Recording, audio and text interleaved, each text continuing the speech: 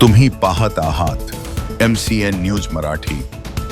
One विभागाच्या बुलढाणा भरारी पथकाने खामगाव शहरात मोठी कारवाई करत बेकायदेशीररित्या साठवून ठेवलेले लाकूड व जळतण जप्त केले।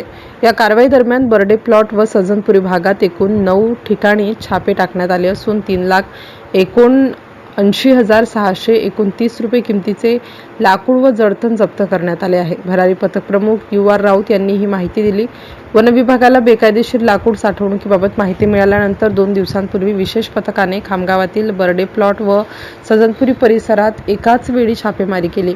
या कारवाईत विविध प्रकारचे लाकूड व जळतण मोठ्या प्रमाणात आढळून आले।